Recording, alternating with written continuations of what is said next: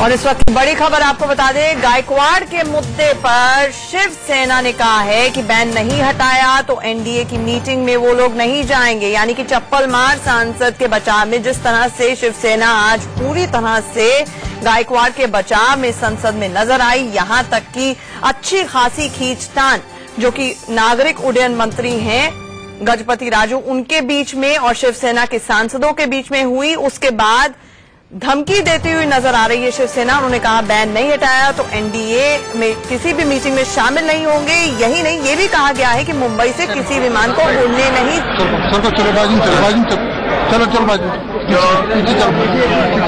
Press conference के बाद भी और प्रतिक्रिया लगती है, मुझे कमाल लगती है। नहीं, वो कुछ नहीं बोलेंगे, नहीं बोलेंगे, नहीं बोलेंगे। ये हमारी सोच बोलना है। इन्होंने बोला प्रेस होने के बाद और क्या बोलेंगे। लेकिन अर्जुन जी, आप उस पर 3 बात पर तो कायम है। नहीं बोले।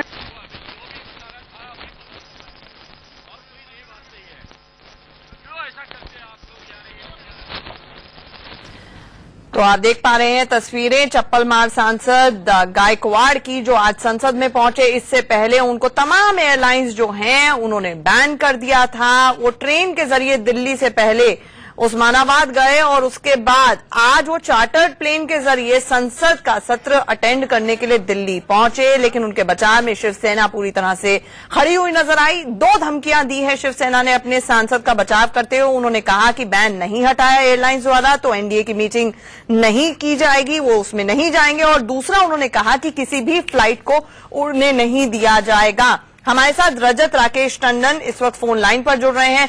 रजत, ये तो धमकी पर धमकी, अपने सांसद का बचाव पहले और उसके बाद धमकी पर धमकी दी जा रही है शिवसेना की तरफ से। देखिए, धमकी नहीं, आज खुद जो शिवसेना के कोटे से सांसद अनंत कीजे केंद्र में मंत्री हैं, कैबिनेट मिनिस्टर है, जिस हालत में लोकसभा में थे, आंचल में आपको बताऊं कि लड़ाई पर उतारू थे। गजपति राजू के टेबल पर पहुंच गए थे, शिवसेना सांसदों ने घेर लिया था और एक तरीके से धमकी दी थी वहीं on the house floor of the house Anand कीजे ने कि मुंबई से किसी भी जहाज को उड़ने नहीं देंगे।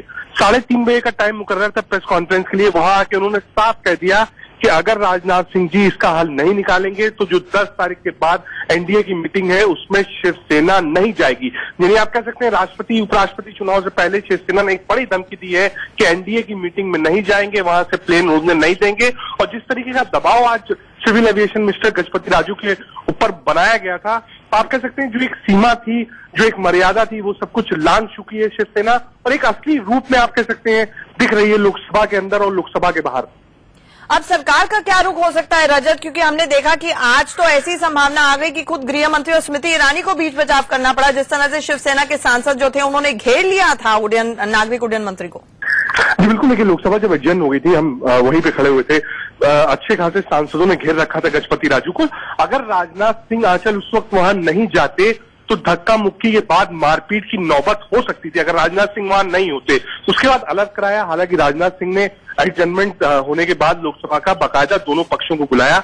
गजपति राजू जो कि कैबिनेट सिविल एविएशन मिनिस्टर है और शिवसेना की तरफ से अनंत कीजे जिनकी आप कह सकते हैं स्कफल हुई थी वहां पर लोकसभा के अंदर, उन दोनों को बैठाया। और उसके बाद राजनाथ सिंह ने लोकसभा में बयान भी दिया कि लगातार जो है सिविल एविएशन मिनिस्टर सभी पक्षों से बातचीत कर रहे हैं, यानी एयर होस्टेस से, ग्राउंड स्टाफ से, पायलट से, कि इसका क्या नतीजा हो सकता है, कैसे इसको सॉल्व किया जा सकता है। लेकिन अब तक कोई ऐसा आश्वासन सरकार और सिविल एविएशन मिनिस्ट्री की तरफ से भी नहीं आया है कि हाँ इनको अलाउ करेंगे। 10 तारीख तक की सीमा है, 12 तक का संसद सत्र है। अब देखना यही होता है कि क्या सरकार दबाव में आती है, क्या शिवसेना के दबाव में सिविल एविएशन मिनिस्टर आते हैं। रजत, एक और महत्वपूर्ण सवाल, ये बड़ी अटपटी सी चीज है कि चप्पल मार सांसद संसद में माफी मांग रहे हैं, लेकिन जिन लोगों को उन्होंने एक्चुअली में प्रॉब्लम में डाला, जिस व्यक्ति को उन्होंने चप्पल मारी, जूते से मारा, उससे माफी मांगने के लिए तैयार नहीं है।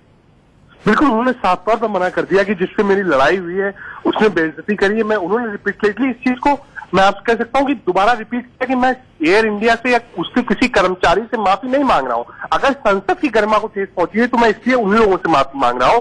और जिस आप कह सकते हैं फिल्मी अंदाज में उन्होंने अपना बाकायदा जो भाषण था लिखित रूप में वो पढ़ा, पूरे वो इंस्टेंसेस गिना रहे हैं। एक बहुत नेचुरल हैबिट आजकल होती है कि किसी के साथ अगर कोई घटना घटती है तो उसको कभी कागज नहीं पढ़ने की जरूरत पड़ती है, वो खुद बताता है। हमारे साथ जुड़ने के लिए आपका इस अपडेट के लिए शुक्रिया।